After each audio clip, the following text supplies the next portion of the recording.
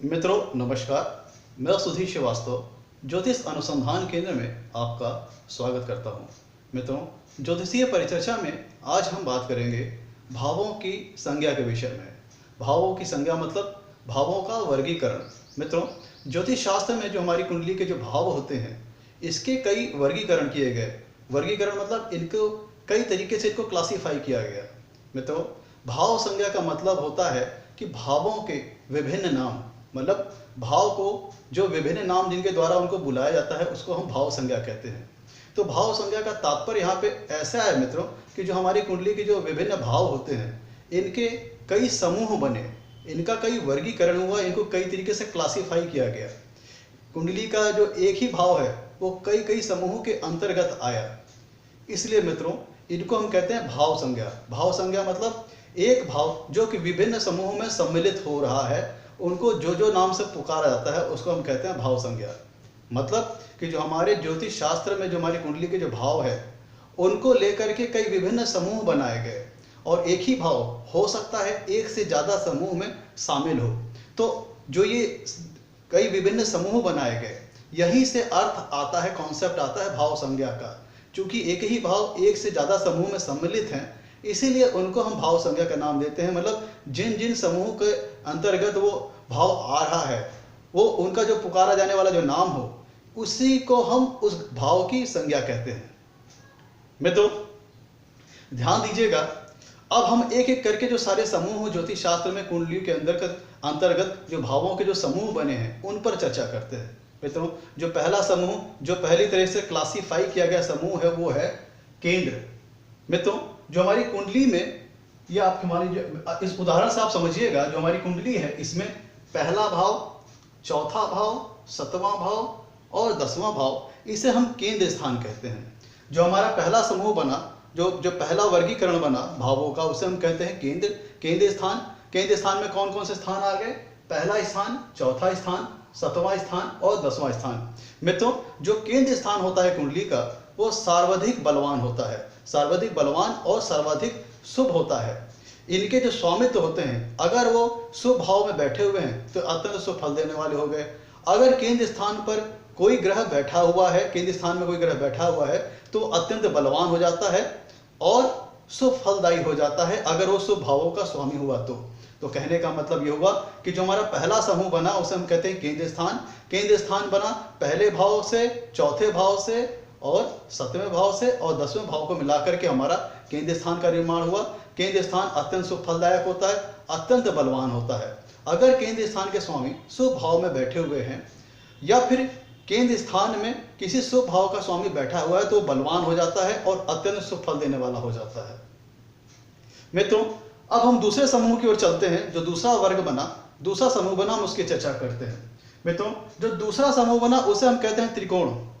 त्रिकोण जो होता है मित्रों, त्रिकोण जो 3 भावों से मिलकर बना है।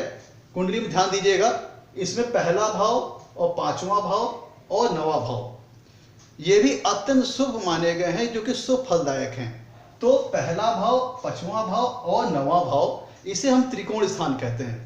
कुंडली में इसे हम त्रिकोण भाव कहते हैं। तो त्रिकोण स्थान 3 भावों से मिलकर बना है, पहला भाव, 5वां भाव और 9वां भाव, इसे हम त्रिकोण स्थान कहते हैं। तो त्रिकोण जो होता है वो बलवान होता है और शुभ फलदायक होता है। त्रिकोण स्थान के स्वामी अगर शुभ स्थान पर बैठ रहे हैं तो शुभ फलदायक हो जाते हैं, और त्रिकोण स्थान में कोई ग्रह अगर बैठा हुआ है और शुभ भाव का स्वामी है तो भी वो बलवान हो जाता है और अत्यंत शुभ फलदायक हो जाता है। मित्रों ध्यान दीजिएगा कि जो हमारा प्रथम स्थान है, जो हमारा कुंडली का जो प्रथम भाव है, जो हमारा पहला भाव है, वो केंद्र में भी वो आता है और त्रिकोण में भी वो आता है। मित्रों, जैसा मैंने इस लेक्चर के आरंभ में मैंने आपको बताया कि जो हमारे जो भाव हुए वो हो सकता है एक से ज़्यादा समूहों में सम्मिलित हों।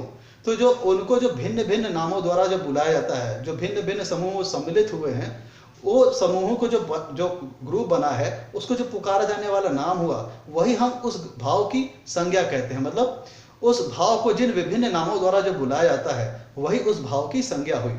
अब जैसे ध्यान दीजिएगा कि जो हमारा जो केंद्र स्थान बना, वो पहले भाव को मिलाकर के बना, चौथे भाव को मिलाकर के बना, 7वें भाव को मिलाकर के बना और 10वें भाव को मिलाकर बना। केंद्र स्थान अत्यंत शुभ फलदायक होता है और बलवान होता है, कुंडली का सर्वाधिक बलवान स्थान होता है।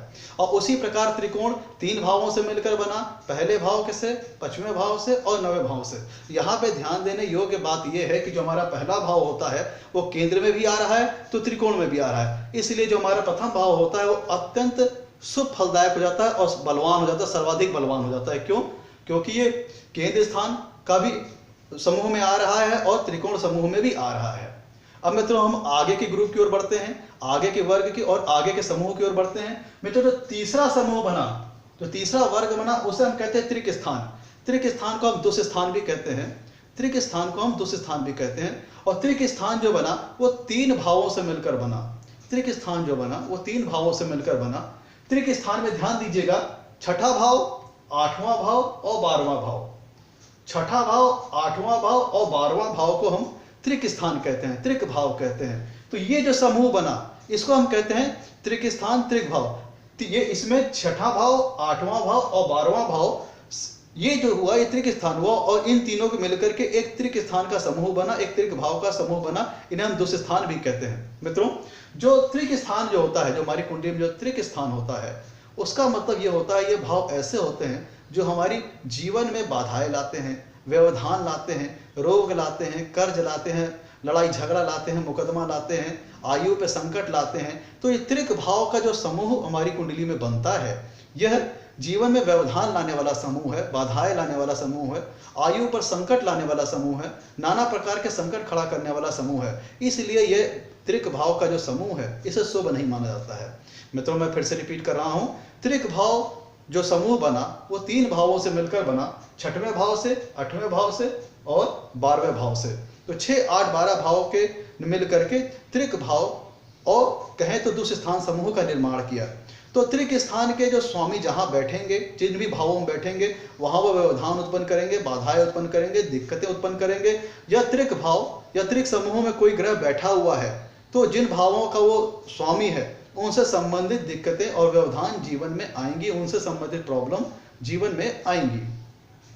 अब मित्रों हम चौथे वर्ग की ओर चलें, चौथा जो हमारा ग्रुप है, जो चौथा समूह है उसकी हम बात करें।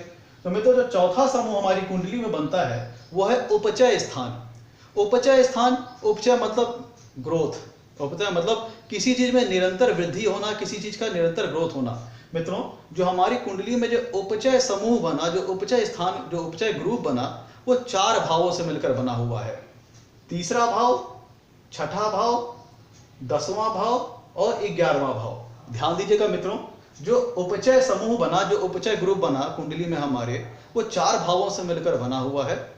तीसरा भाव, छठा भाव, 10वां भाव और 11वां भाव। उपचय स्थान 4 भावों से मिलकर बना हुआ है, तीसरा भाव, छठा भाव, 10वां भाव, 11वां भाव।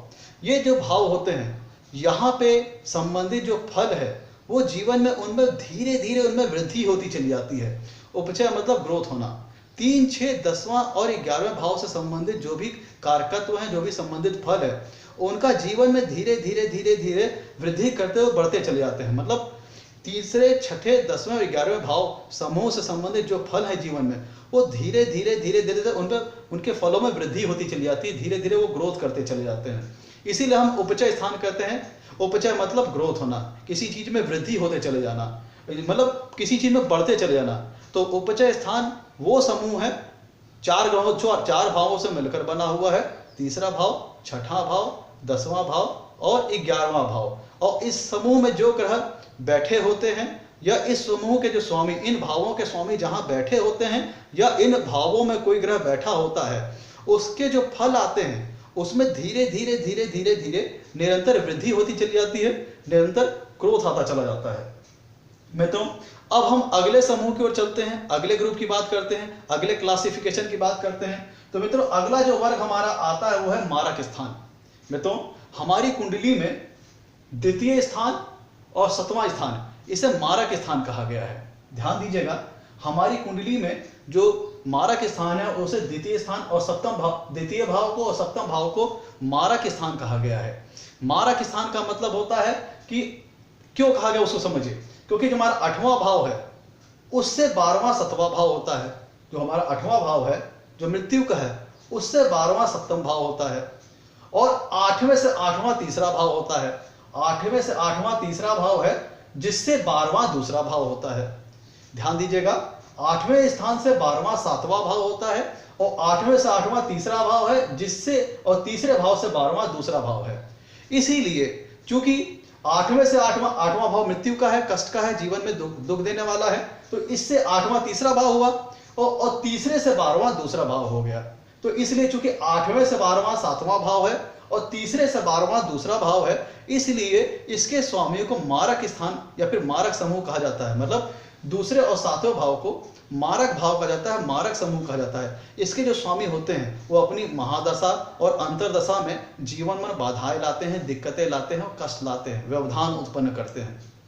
मित्रों, अब हम अपने आगे के समूह की ओर चर्चा करते हैं, आगे के ग्रुप और आगे क्लासिफिकेशन पर चर्चा करते हैं। तो मित्रों, आगे जो हमारा ग्रुप बना वो बना पड़फर। पड़फर मतलब जो दूसरा भाव है 5वां भाव है, और जो दूसरा भाव है जो 5वां भाव है, जो 8वां भाव है और जो 11वां भाव है, इन चारों भावों से मिलकर के समूह बना पड़फर। मतलब एक ग्रुप और बना जिसे हम कहते हैं पड़फर। पड़फर 4 भावों से मिलकर बना, दूसरा, 5वां, 8वां और 11वां। ये भी भाव बलवान होता है, इसमें बैठे ग्रह भी मजबूत होते हैं। 8वें भाव को जिसमें जो हमारा जो पड़फर समूह बना, जो पड़फर ग्रुप बना, इसमें 8वें भाव को छोड़ दें तो बाकी बचे भावों में जो ग्रह बैठते हैं या इनके जो स्वामी ग्रह हैं वो बलवान होते हैं, पर जो केंद्र में जो बैठे ग्रह हैं या फिर जो केंद्र स्थान का समूह है उससे अपेक्षाकृत थोड़ा कम बलवान होते हैं। ध्यान दीजिएगा, जो हमारा पड़फर ग्रुप बना, जो पड़फर समूह बना, वो 4 भावों से मिलकर बना, 2 दूसरा भाव, 5वां भाव, 8वां भाव और 11वां भाव। 8वें भाव जो छोड़ दें तो बाकी बचे जो समूह में जो तीनों भाव हैं उसमें बैठे ग्रह भी बलवान होते हैं, मजबूत होते हैं, पर केंद्र स्थान की अपेक्षा थोड़ा कम मजबूत होते हैं, कम बलवान होते हैं। आगे के समूह की ओर चलते हैं, अगले ग्रुप पर चर्चा करते हैं। मित्रों, अगला ग्रुप है, जो अगला जो क्लासिफिकेशन बना समूह का वो हुआ आपोक्लिम। आपोक्लिम समूह, आपोक्लिम स्थान कुंडली में, जहां ये भी आपोक्लिम स्थान जो कुंडली में बना मित्रों, वो भी 4 भावों से मिलकर बना। 4 भावों को हम कुंडली में आपोक्लिम स्थान कहते हैं। वो है तीसरा, छठा, 9वां और 12वां। तीसरा, छठा, 9वां और 12वां को हम कुंडली में आपोक्लिम स्थान भी कहते हैं। मतलब तीसरे भाव को भी हम आपोक्लिम स्थान कहते हैं, छठवें भाव को भी हम आपोक्लिम स्थान कहते हैं, 9वें और 12वें को भी हम आपोक्लिम स्थान कहते हैं। तो ये 4 भावों का समूह बना जिन्हें हम आपोक्लिम स्थान कहते हैं। और इन समूह में ध्यान दीजिएगा, हम 9वां भाव छोड़ दें, अगर हम 9वां भाव छोड़ दें तो बाकी जो भाव हैं तीसरा, छठा और 12वां, उसमें जो ग्रह बैठे गए हैं उसको उसमें उतना बलवान नहीं माना गया है। आपोक्लिम समूह में 9वां भाव छोड़ दें तो बाकी जो 3 भाव बचे, तीसरा, छठा और 12वां, उसमें जो ग्रह बैठे हुए हैं उनको उतना बलवान, उतना मजबूत नहीं माना गया। फिर अगला जो हमारा ग्रुप है, जो अगला समूह है, जो अगला क्लासिफिकेशन है, उसको हम कहते हैं त्रिसडाय। त्रिसडाय समूह, त्रिसडाय स्थान कुंडली में 3 भावों से मिलकर के त्रिसडाय स्थान बनता है, तीसरा, छठा और 11वां। तीसरा, छठा और 11वां से भावों से मिलकर के तीसरा, छठा और 11वें भावों से मिलकर के त्रिसडाय स्थान बना। ध्यान दीजिएगा, तीसरे, छठवें और 11वें भाव से मिलकर के त्रिसडाय स्थान बना।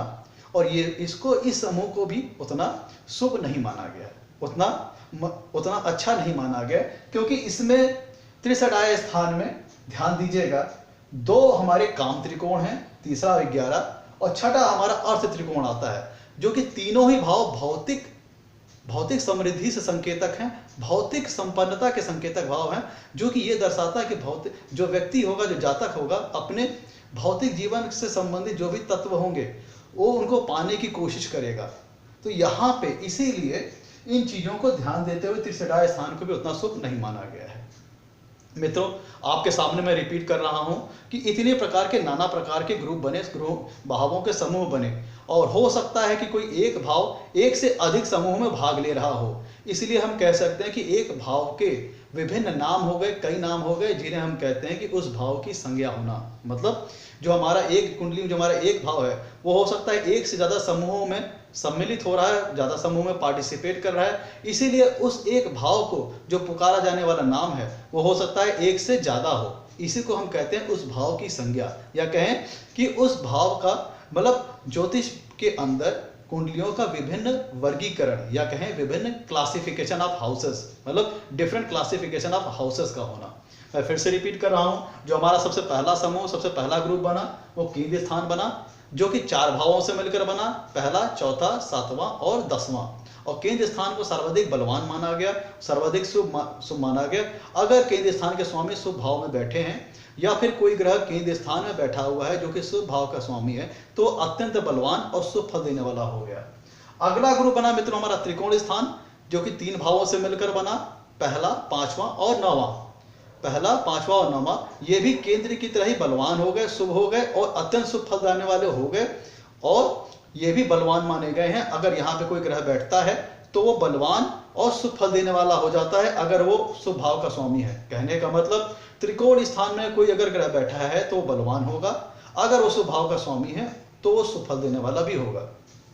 अब हम अगला समूह बात करते हैं। जैसा मैंने आपको बताया त्रिक स्थान, जो कि 6, 8 और 12 भावों से मिलकर बना, तो 6, 8, 12 भाव को हम त्रिक स्थान भी कहते हैं या कहें दुष्ट स्थान भी कहते हैं, जो कि जीवन में बाधाएं, व्यवधान, दिक्कतें, कष्ट और दुखों को लाते हैं। इसलिए त्रिक स्थान समूह को अच्छा नहीं माना गया। अगला जो हमारा ग्रुप है, जो अगला समूह है, उसको हम उपचय स्थान कहते हैं, जो कि 4 भावों से मिलकर बना है, तीसरा, छठा, 10वां और 11।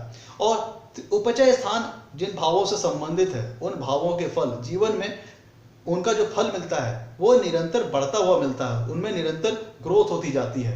मतलब जैसे जैसे हमारी आयु बढ़ेगी, उपचय स्थान से संबंधित भावों के फलों में निरंतर वृद्धि आती चली जाएगी। अगला स्थान है मित्रों मारक स्थान। अगला जो समूह बना हुआ है मारक स्थान का, हमारी कुंडली में दूसरा और 7वां भाव को मारक स्थान का दर्जा प्राप्त है। ये अपनी महादशा और अंतर्दशा में व्यक्ति को कष्ट पहुंचाते हैं, दुख पहुंचाते हैं, इसलिए इन्हें हम शुभ नहीं कहते, क्योंकि आप नाम से ही समझ रहे हैं मारक स्थान है, तो दिक्कतें और व्यवधान जीवन में पैदा कर सकती हैं। मित्रों अगला जो समूह बना है वो पड़फर। पड़फर भी 4 भावों से मिलकर बना, दूसरा, 5वां, 8वां और 11वां। पड़फर जो समूह बना वो 4 भावों से मिलकर बना, दूसरा, 5वां, 8वां और 11वां। इसमें 8वें भाव को छोड़ दें तो जो 2, 5, 11 भाव में जो ग्रह बैठे हैं वो भी बलवान होते हैं, पर केंद्र की अपेक्षा थोड़ा कम। अगला जो समूह बना वो अपोक्लिम का बना। इसमें 4 भाव सम्मिलित हुए, 3, 6, 9 और 12। 3, 6, 9 और 12 इस समूह में शामिल हुए। और इस समूह में अगर हम 9वें भाव को छोड़ दें तो बाकी के 3 भावों में जो ग्रह हैं, बाकी जो 3 भाव हैं, 3, 6 और 12, उसमें जो बैठे ग्रह हैं उसको उतना बलवान नहीं माना गया। त्रिसडाय भाव, अगला जो समूह बना उसको हमने कहा त्रिसडाय। त्रिसडाय 3 भावों से मिलकर बना, तीसरा, छठा और 11वां। इस समूह को भी उतना शुभ नहीं माना गया।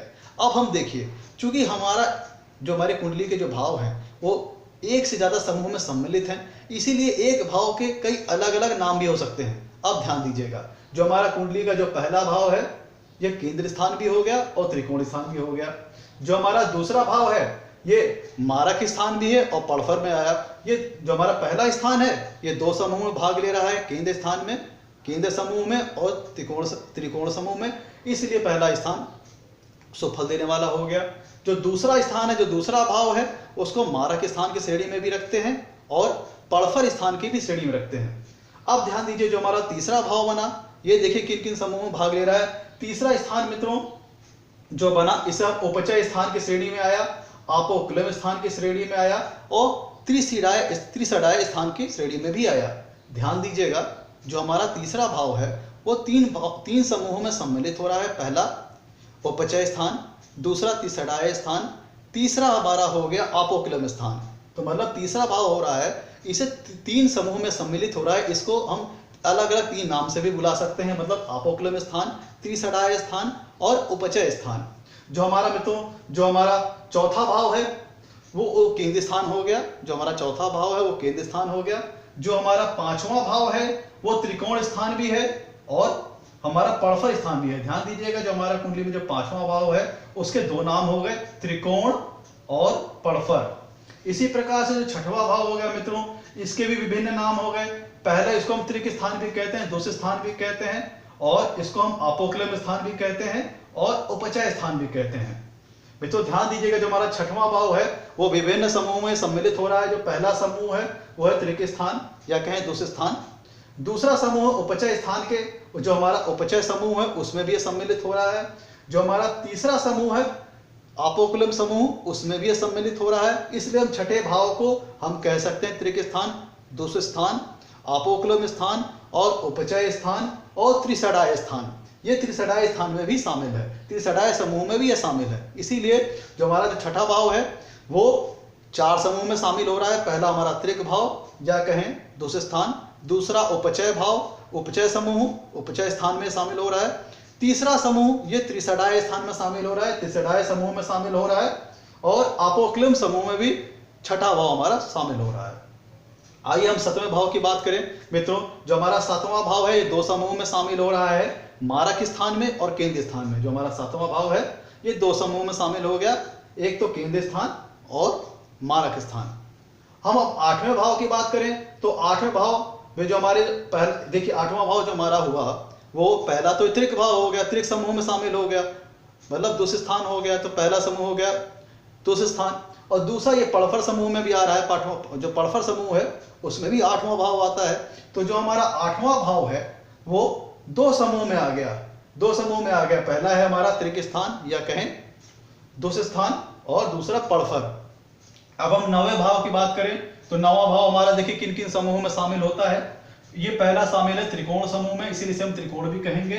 दूसरा ये शामिल होता है अपोक्लिम स्थान में, इसीलिए इसको हम अपोक्लिम समूह भी कहेंगे। तो जो हमारा 9वां स्थान होता है वो त्रिकोण स्थान भी है, इसे हम त्रिकोण स्थान भी कहेंगे और इसे हम अपोक्लिम स्थान भी कहेंगे। अब मैं तो ध्यान दीजिए जो हमारा 10वां स्थान होता है ये केंद्र स्थान भी है। जो हमारा 10वां स्थान है हमारा केंद्र स्थान भी है और ये उपचय स्थान भी है। ध्यान दीजिएगा जो हमारा 10वां स्थान है ये 2 समूह भागीदारी कर रहा है, पहला केंद्र स्थान और दूसरा उपचय स्थान।